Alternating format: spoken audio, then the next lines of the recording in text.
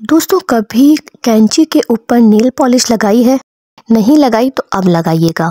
Cooker के अंदर चमचा डालें और अपनी बहुत बड़ी परेशानी को हल करें। और इसके अलावा और ज़बरदस्त सी टिप्स मैं आपके लिए लेकर आई हूँ आज की इस वीडियो में।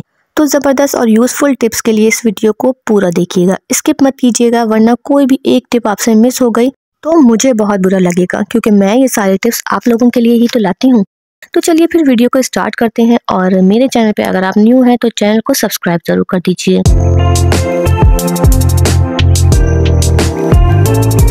तो दोस्तों, जब भी हम कुकर में खाना पकाते हैं, दाल या छोले वोले जो भी चीज़ हम बॉईल करते हैं, तो और हम कुकर का ढकना जब बंद कर देते हैं तो जो दाल का पानी होता है वो ऊपर आ जाता है और सीटी के पास से वो निकलने लगता है इस तरह से। तो बाज़ दफ़ा ऐसा होता है, बहुत सारी औरतों के साथ ये मसला दरपेश आता है। तो आप इस मसले से किस तरह से अपने आप को बचा सकते हैं, ये प्रॉब्लम का हल मैं आपके लिए लेकर आई हूँ, बहुत ही आसान सा। पहले तो कोशिश करें कि जब जोश आ जाए उसके बाद आप कुकर का ढकना बंद करें। और कुकर का ढकना बंद करने से पहले आप एक स्पून लेके, एक चमचा लेके उसके अंदर डाल दें। जब चमचा इसके अंदर आप डाल देंगे तो इससे आपका ये होगा कि आप कुकर बंद भी कर देंगे तो आपका फिर जो पानी है वो ऊपर नहीं आएगा और सीटी में से बाहर भी नहीं निकलेगा।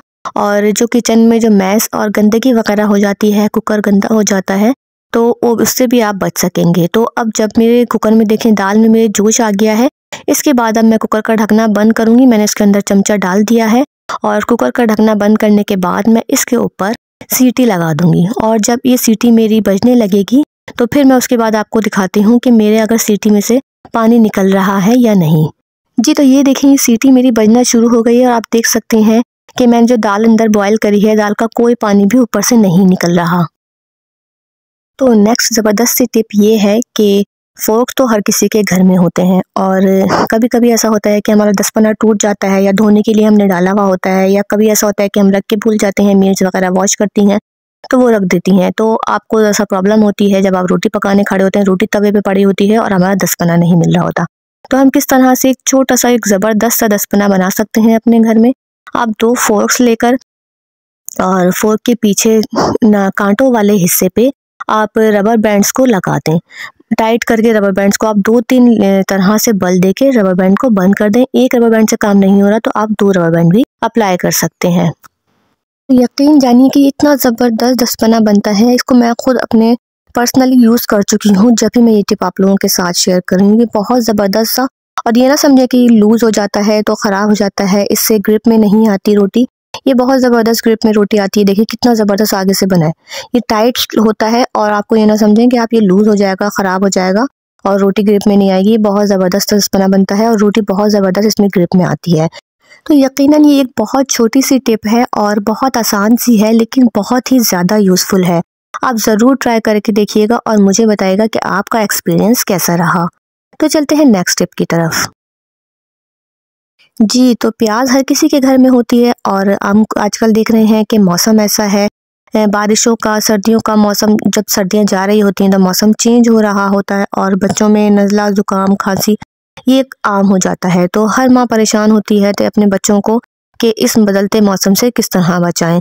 तो आप ये करें कि आप एक प्याज को लेके उसको बीच में से 2 टुकड़े करके और उसके अंदर इस तरह से, जिस तरह से मैं कर रही हूँ आप देख सकते हैं, इस तरह से लौंगे फिक्स कर लें दोनों प्याज के टुकड़ों में। इस तरह से आप 5-5 या 6-6 लौंगे फिक्स कर लें। ये बहुत ही ज़बरदस्त सा टोटका है, बहुत ही ज़बरदस्त सी टिप है। इससे आप बच्चों को अपने नज़ला ज़ुकाम से, बदलते मौसम में जो नज़ला ज़ुकाम और बड़ों को भी हो जाता है, बच्चों को भी होता है, तो इस टिप की मदद से आप खुद को और अपने बच्चों को नज़ला ज़ुकाम से बचा सकते हैं। अब इनमें लौंगे लगाने के बाद आप देख सकते हैं कि मैंने दोनों प्याज़ों में लौंगे लगा ली हैं। और अब इसके बाद मैं क्या करूँगी कि बच्चे आपके जहाँ भी सो रहे हो ना, साइड टेबल पे आप इसको रख सकते हैं और जहाँ आपका बच्चा सो रहा है तो उसके बराबर में भी, पिलो के पास भी आप रख सकते हैं। इसकी खुशबू से बच्चों का जो सीना जकड़ा हुआ होता है वो सब सीना रेशा साफ होता है और नज़ले में और खांसी में फ़र्क पड़ता है बहुत ज़्यादा। तो आप बड़ों के लिए भी ये टिप इस्तेमाल कर सकते हैं। घर में बेड के आसपास जो जहाँ भी आप लोग सोते हैं वहाँ इसको रख दें। तो बहुत ही ज़बरदस्त सी टिप है। मैं अपनी बच्ची के साथ यही टिप अप्लाई करती हूँ और माशाल्लाह से उसका नज़ले ज़ुकाम में काफ़ी फ़र्क आता है इस बदलते मौसम में। तो यकीनन आपको भी पसंद आई होगी, ज़रूर ट्राई करिएगा। चलते हैं नेक्स्ट टिप की तरफ। तो जब भी हम स्कॉच टेप इस्तेमाल करते हैं तो हमारे लिए बड़ा मसला होता है कि हमें सिरा ढूंढना बहुत मुश्किल होता है। हम जब भी नेक्स्ट टाइम यूज़ करते हैं तो हमारे लिए बहुत प्रॉब्लम होती है।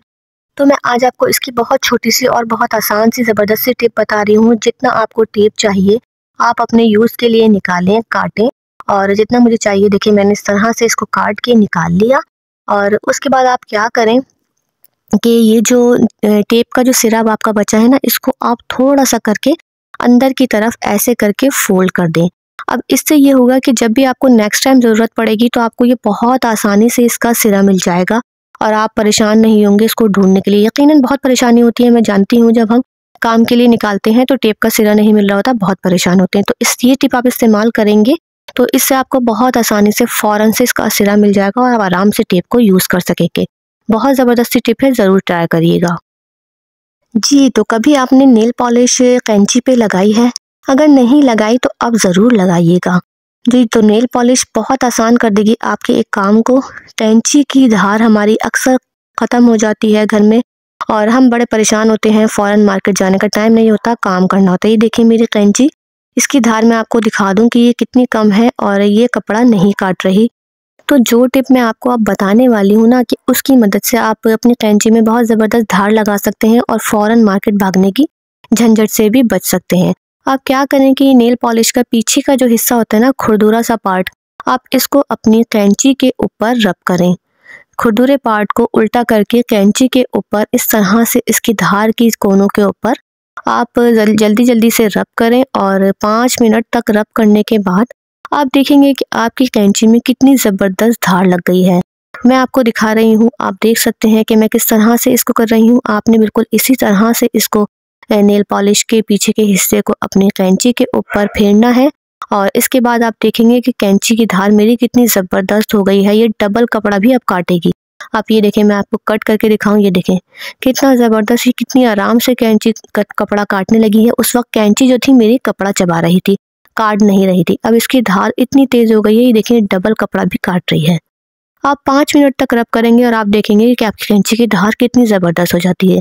घर में रहकर करने वाली ये छोटी छोटी सी टिप्स होती हैं जो हम घर की ही चीज़ों से करते हैं इस्तेमाल करके, और अपने बहुत से कामों को अपने घर की ही चीज़ों से इस्तेमाल में लाके अपने कामों को आसान करते हैं। तो उम्मीद करती हूँ आज की टिप्स आपको पसंद आई होंगी। मिलते हैं नेक्स्ट वीडियो में, जब तक के लिए अपना ख्याल रखिएगा। अल्लाह हाफिज़।